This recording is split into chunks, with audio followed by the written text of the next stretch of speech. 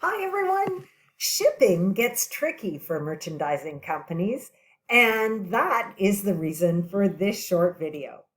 All right, so I'm going to go back to our pet store example for our merchandising company and think about the shipping that would need to be done for this pet store. So let's say that I am selling a product and I need to pay shipping to get my product to a customer. So if I'm paying shipping to get a product to a customer, like if I was trying to get this little husky puppy to his new home in the Yukon and I needed to pay freight of $150, then, I take the money out of my bank account, register that in cash, and intuitively, um, hit an expense, and this would be called freight out. It's a weird expense. They like this expense account in this book. I personally would call it shipping expense, but the book likes freight out. It's an expense. It'll show up on your income statement. That makes sense with everything we've done.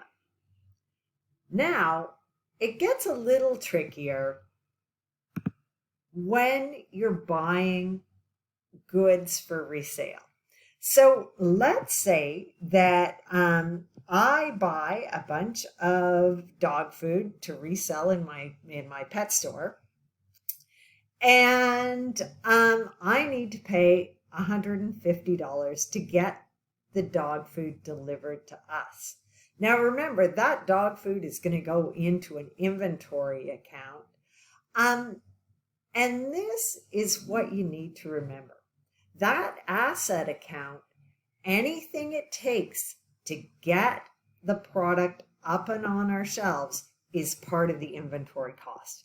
Kind of like when we were talking about capital assets. Anything it takes to get a capital asset up and ready for us to use also goes into the asset account.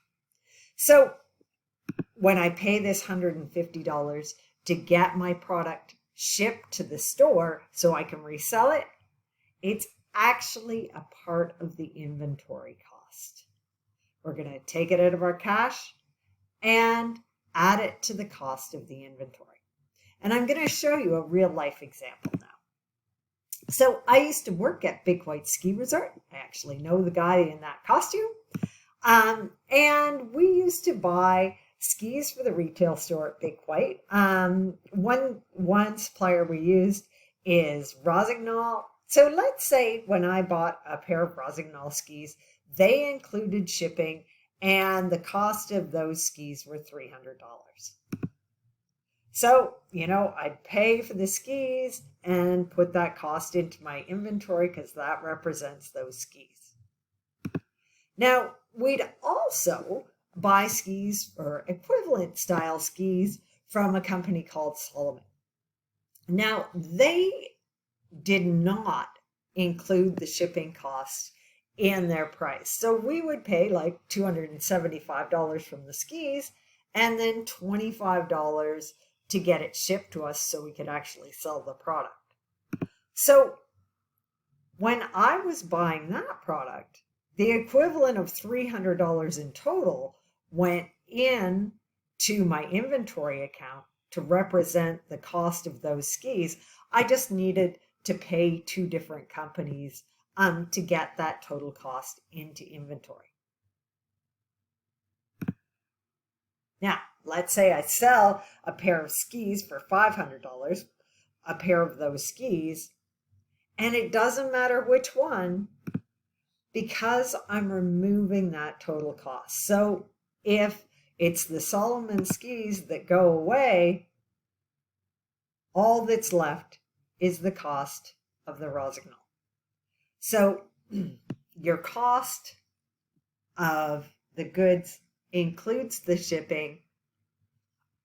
Hope that makes sense. Remember, it's an expense when you're shipping stuff to your customer.